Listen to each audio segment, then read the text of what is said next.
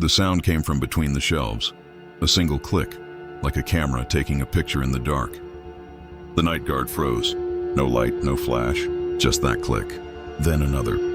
He aimed his torch toward the far aisle. Nothing, only rows of sleeping books. He took one step forward. The floor creaked, the light trembled.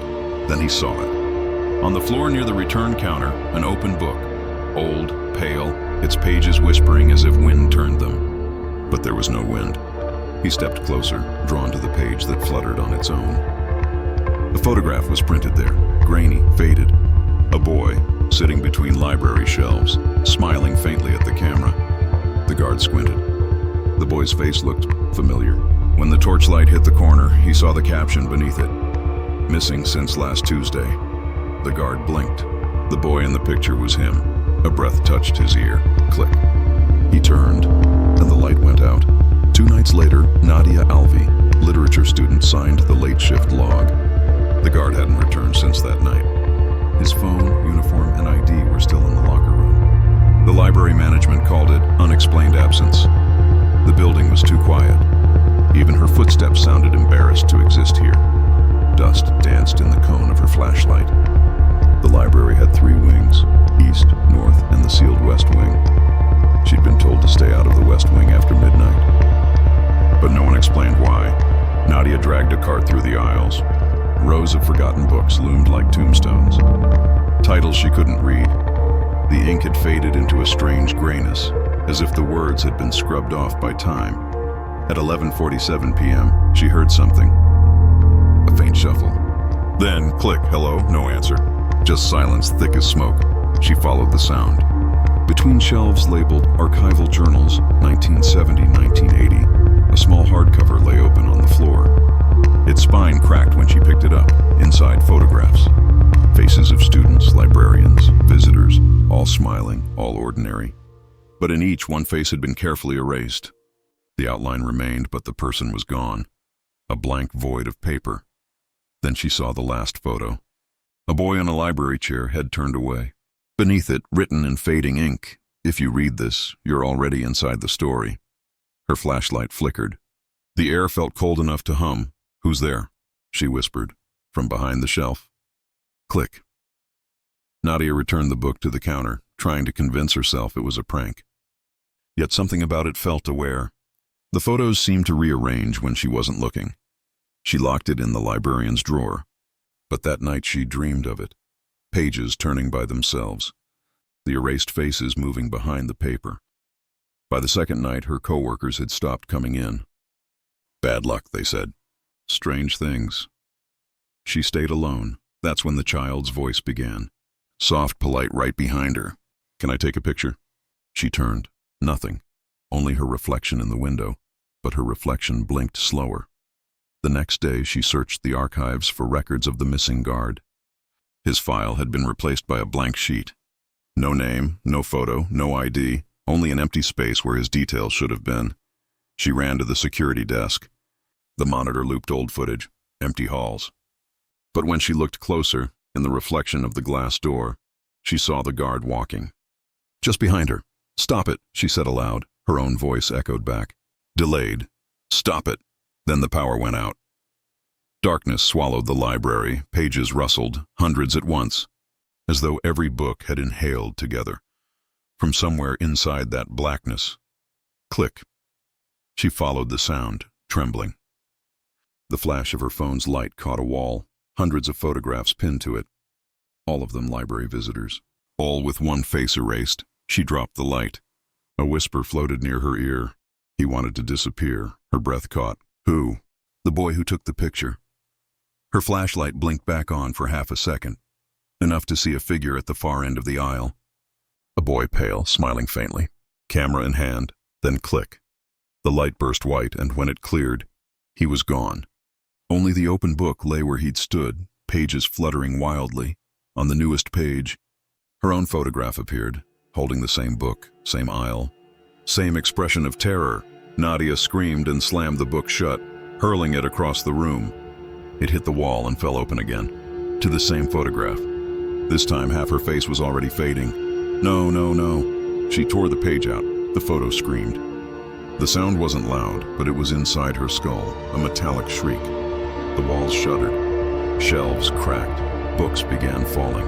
Hundreds. The sound like thunder rolling through paper. She ran for the exit, but the hallway bent wrong. Aisles stretched endlessly.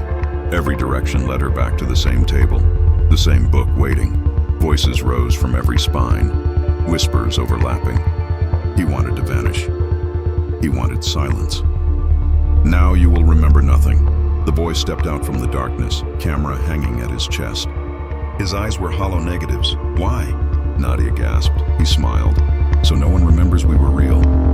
He lifted the camera. Click. Light burst. White. Endless. Morning. A new volunteer arrived for the early shift. The library smelled faintly of ozone, like lightning after rain. She noticed a single open book on the counter. A photography collection. Every page empty, except one. A girl sitting on a chair between the shelves, frozen mid-scream. Her nameplate just visible on her shirt, Nadia Alvi. The volunteer blinked. The photo seemed to shimmer, as though the paper were breathing. Then the overhead light flickered. For a second, the reflection in the glass door showed two of her. One standing, one smiling faintly behind. A soft mechanical whisper filled the silence. The first scream came through the vents. It wasn't loud, it was contained, as if the metal swallowed the sound before it could escape. Nadia froze mid-shelving. Her ears strained. Silence returned thick as velvet, then faintly again. Another one. A short, muffled cry. Human. She stepped closer to the nearest air vent, the grate coated in dust and yellow labels from decades ago. She leaned in. For a moment, nothing. Then, a whisper that didn't belong to air. Help. Me, she's still recording. Her flashlight trembled.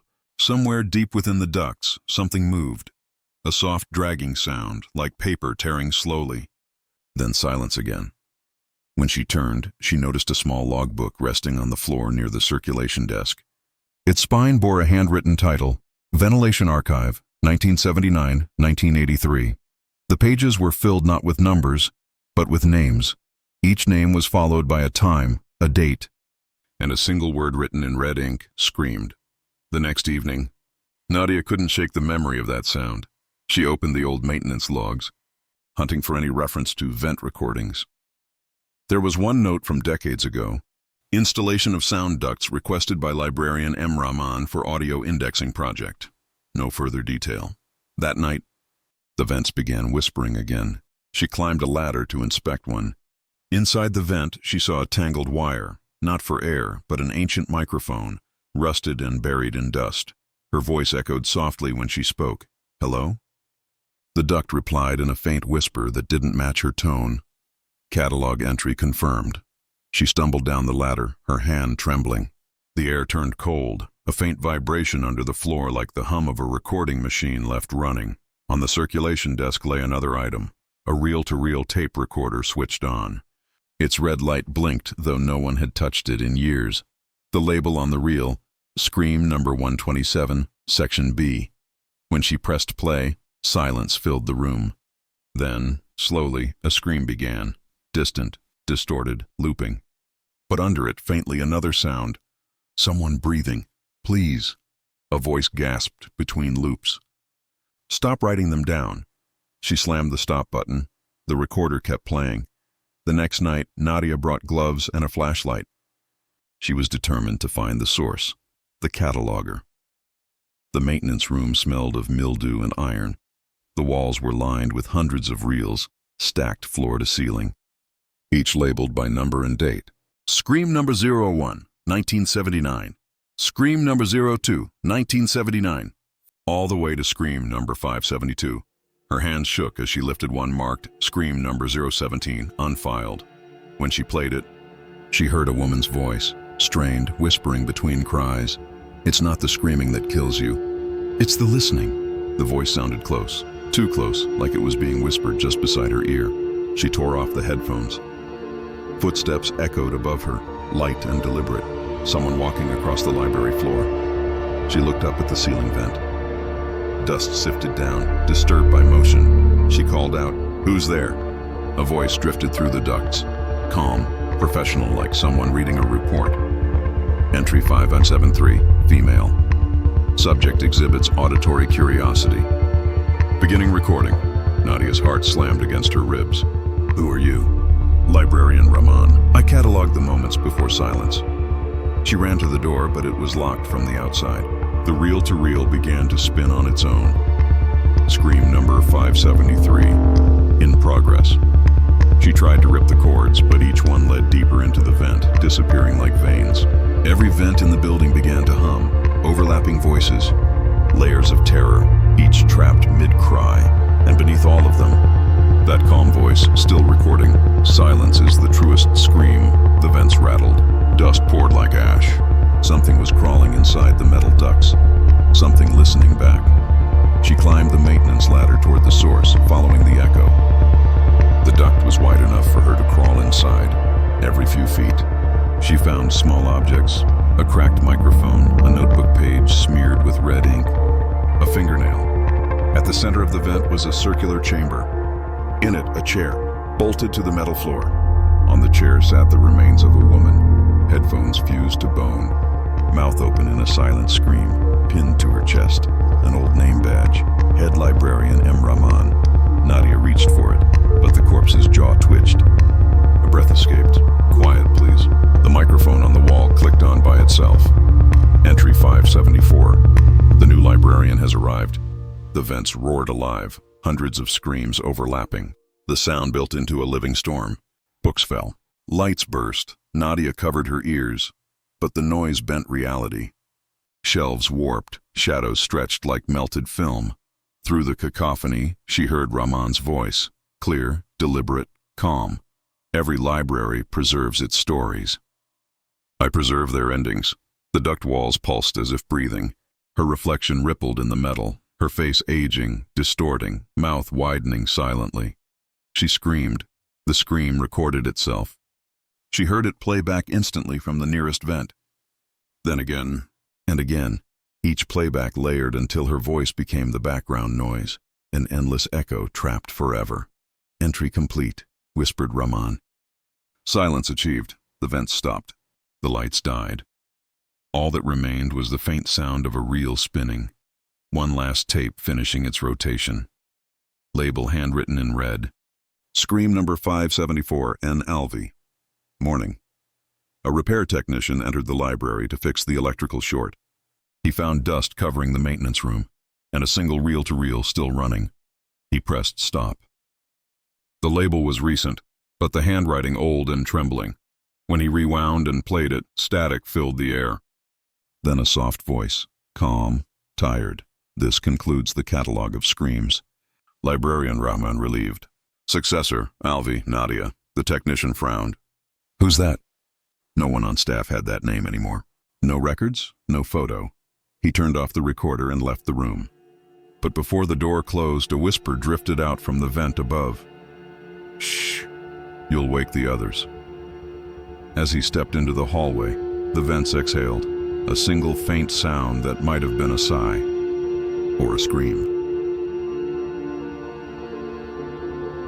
The first thing she heard was the whisper of pages turning. No hands, no breath, just paper sliding against paper. Nadia stopped mid-step. The sound came from the reference section, where no air moved and no reader had come in years. She followed it until she saw an old woman seated perfectly still at a table. Her eyes were milky white, covered by a faint gray film. In front of her lay an index catalog, cards yellowed and damp, trembling as if moved by invisible fingers. The woman tilted her head. You're late, she said softly. They've been waiting for you. Nadia swallowed. For me? The woman smiled. Everyone who reads here must be seen first. The catalog drawer slid open by itself. The cards began to shuffle. Each card whispered a name, names of people long dead. And one card stopped, rising upright. It bore Nadia's name. Nadia had been reshelving archives all week, trying to distract herself from the echoes in the vents. The new librarian's badge around her neck still felt foreign. She'd heard rumors about a blind woman who came nightly to read from the old card catalogs. No one remembered hiring her. No one remembered her leaving. Tonight she saw her clearly. thin, veiled in dust-gray clothes, her fingertips black with ink. The woman sat facing nothing, yet her hand hovered over the index cards as though she could see every word. "You can't be here after hours," Nadia began. "Neither can you," the woman replied, voice gentle but wrong. Yet here we are, turning pages that no one wrote. The lights dimmed slightly.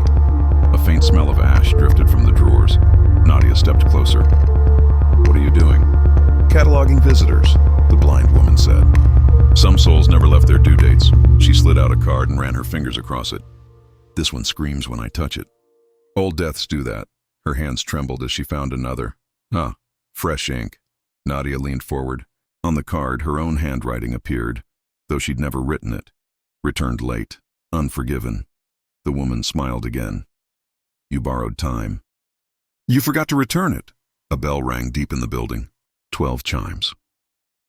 Midnight. The drawers opened one by one, releasing a low hum, the whisper of hundreds of unseen mouths. Over the next nights, Nadia tried to avoid the index room. Yet every time she passed the hallway, she heard the shuffling of cards, the murmuring of names. She asked the archives clerk about the blind woman. He frowned. "You mean Mrs. Rahman?" "She died 40 years ago." Nadia's skin went cold. "Died?" "Fire in the East Wing. She never made it out. They said she used to memorize every card by touch. Claimed she could see through the words."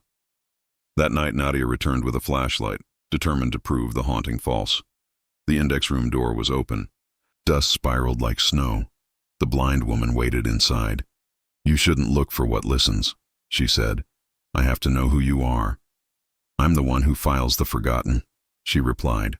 "Every name misplaced finds its way to me." She touched Nadia's wrist. The contact burned cold. "You've been misfiled, child, between living and gone." The drawers began to slide open again, faster this time. Cards scattered like birds. Words bled off the paper, floating, glowing, rearranging into shapes that looked almost human. Nadia stumbled back. The letters gathered into translucent figures, pale silhouettes with ink-stained faces. "Readers," the woman whispered, left behind in their own stories. One figure reached for Nadia, mouthing silent words. Its fingers smeared black ink on her cheek, cold, wet, stinging. She gasped. "What do they want?" "To be seen." The floor vibrated. Drawers slammed. Cards burst into ash. The blind woman rose, her eyes glowing faintly like paper lanterns. "They're searching for their index," she said. "Each soul lost when the catalog burned." The ink figures surrounded Nadia, whispering her name. The air smelled of old glue and smoke. "Stop," Nadia shouted. "I'll help you find them." The woman tilted her head. "You already have. You're their record now." Suddenly, Nadia felt words crawling beneath her skin, tiny black letters surfacing across her arms, her throat, her face. Titles, authors, call numbers. Her flesh became parchment. She screamed, scraping at her skin. But the words only spread. The woman's tone softened, almost loving. "Every librarian becomes a shelf eventually." The ink ghosts pressed closer, whispering into her ears, eyes, mouth. Her body stiffened. She felt herself flattening, her vision narrowing to lines, boxes, numbers, an endless card file of names. "Entry complete," murmured the blind woman. Then everything went silent except the slow, rhythmic slide of a drawer closing. Morning light seeped through dusty blinds. A new intern unlocked the reference room. The smell of burnt paper lingered. On the central table lay a single catalog drawer, its cards perfectly ordered. At the front sat one new card written in fresh black ink, Alvi, Nadia. Status, indexed. The intern frowned. He'd never heard the name. He slid the drawer back into place, but as it clicked shut, a faint whisper drifted out. "Shh. She can see you." He froze. The card catalog trembled, just once, as if breathing. From somewhere deep within the drawers came the soft rustle of pages turning themselves. The shadow didn't belong to him. Everyone could see it. The small boy stood beneath the hanging lamp near the library's entrance, holding a stack of picture books. But the shadow on the marble floor wasn't his. It was taller, angular, and its head tilted the opposite direction whenever he moved. Nadia froze at the desk. "Kid, where are your parents?" He looked up. "Reading upstairs," he whispered. "Can I wait here?" The lamp flickered once, twice. The shadow stretched, its arms unfolding like spilled ink across the tiles. The boy smiled faintly. He says he likes it here. Nadia had learned to distrust quiet children. The library seemed to collect them, those who wandered in alone and vanished between shelves. Tonight, rain hammered the windows. Closing hour had passed 20 minutes ago. Yet the boy stayed, tracing circles on the counter with his finger. Name? Nadia asked gently. Omar. Your parents' names? He frowned, thinking too long. He said not to tell you. Who? My other one. Thunder rolled. The light above them hummed. Nadia glanced down. The boy's shadow now reached past the desk, stretching toward the stacks where the darkness pooled deepest. You can't stay after closing, she said. I'm not staying, he whispered. He is. Before she could reply, the lamp died. For one heartbeat, there was absolute blackness. Then a sound like paper tearing in half. When the emergency lights flicked on, the boy's shadow was gone. Omar visited every evening after that. Sometimes he read silently. Other times he sat facing a blank wall, whispering as if answering invisible questions. One night Nadia found him in the folklore aisle, tracing the outline of another shadow on the floor, one shaped exactly like himself, except for the eyes, 2 gaping holes where light refused to fall. Omar, that's enough. Come on, she said. He wants to borrow me, the boy answered simply. She knelt. What does that mean? He says every reader leaves something behind. The words made the air colder. Nadia followed as he ran down the corridor to the children's wing. There, on the far wall, painted silhouettes lined up in faded gray, murals from decades ago. But one of them was still wet. She touched the paint. It smeared like oil, thick and warm. When she turned, Omar was gone. Footsteps echoed down the next aisle. She followed. The temperature dropped. Her breath clouded. She found the boy kneeling under a skylight. The rain above blurred the moonlight into trembling ribbons. Beneath him stretched 2 shadows now, his own and another that clung too close, like something feeding. He wants to be real, Omar whispered. Stop talking to it. He said you already did. Her chest tightened. What? You spoke his name when you read the book. Nadia's mind flickered back to the first story, the one that erased people. She'd read every cursed page, and perhaps something had read her in return. Omar, we're leaving. The second shadow lifted its head. Its mouth opened wider than sound should allow. The lights failed completely. All Nadia saw was motion, the darker dark of the thing peeling itself from the floor. It stood behind the boy, arms too long, fingers tapering into smoke. Omar, come here. The creature mirrored her gesture perfectly, beckoning instead. He borrowed me first, Omar said softly. Now it's your turn. She lunged forward, grabbed his hand, ice cold. The instant her skin met his, the world inverted, shelves stretched upward like ribs. The floor turned glassy, reflecting thousands of writhing shadows below. Every book whispered her name. Return what you took. What did I take? She shouted. Light! The shadow creature surged toward her, faceless, mouth wide enough to swallow the ceiling. She swung the flashlight at it. The beam cut through like a knife. The shadow screamed, not from pain, but from hunger. It seized her wrist. Her own shadow ripped free of her body, dragged screaming into the dark below. She collapsed, breath ragged. The creature dissolved into ink, pulling Omar with it. His last words echoed from nowhere. Don't let it keep mine. Then silence. The lights returned, dim and trembling. The boy was gone. Only a faint outline of a small shadow remained, burned into the marble.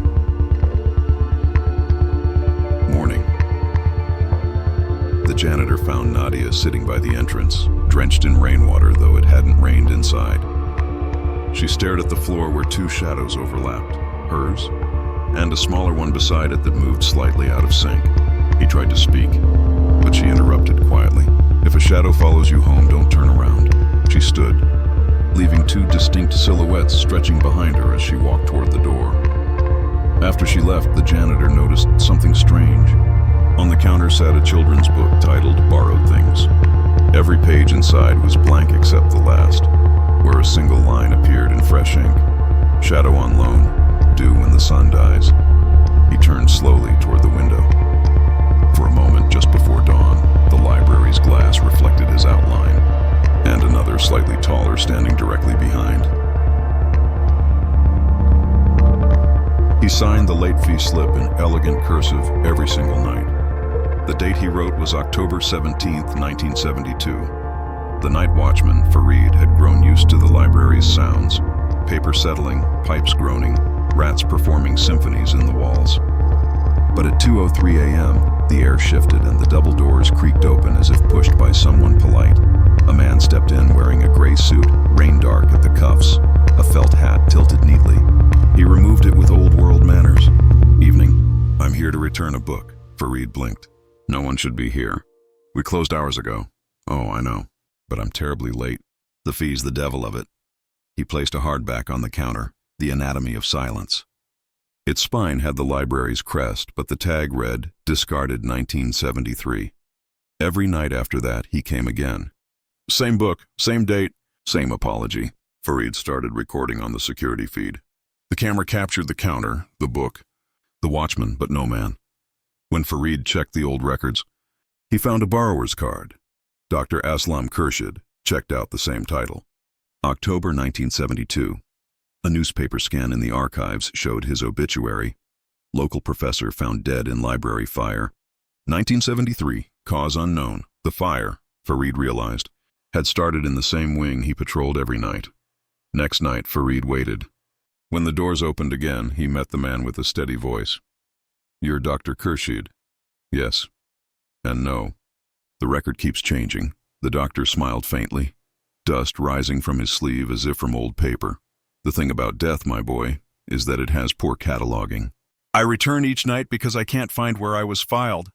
The smell of smoke drifted in. Pages on the counter curled as though under heat. "You need to leave," Fareed whispered. "I have to leave," he said, "but the shelves won't let me." The overhead lights flickered. The entire library sighed, a long exhale through the vents. Fire alarms wailed suddenly. But there was no fire. Flames shimmered only inside the reflections of glass frames and monitors, burning in silence. Dr. Khurshid looked around, terrified. Every night it happens again. "I return the book, but it's never the right one. I keep coming back to finish the last chapter." "Then finish it," Fareed shouted. "I can't." His voice cracked. The last page burned. He held up the book, its edges blackened, letters melting into ash. Smoke bled from between the pages, shaping faces that screamed without sound. "Tell me what it said," Fareed demanded. "It said, 'Those who die among words must be read again to live.'" The ceiling lights burst one by one, showering sparks. Fire reflected on the marble, but the air stayed cold. The doctor's outline flickered, caught between form and absence. "Please," he begged, "read my name aloud." "That's all that's left." Fareed hesitated, then whispered, "Dr. Aslam Khurshid." A roar of wind rushed through the aisles. The man smiled, relieved. Then his figure unraveled into letters, scattering like ash made of ink. When the last one vanished, the alarms stopped. Morning staff arrived to find Fareed asleep at the desk, head resting on an open book, The Anatomy of Silence.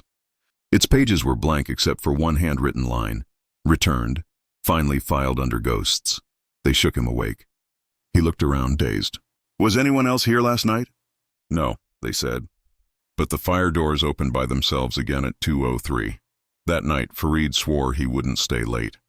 Yet when the clock struck 2:03 a.m., the intercom crackled softly.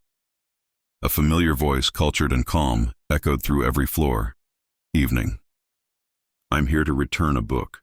And on the desk, unseen hands set down the same gray volume, its spine still smoking, the date still October 17th, 1972.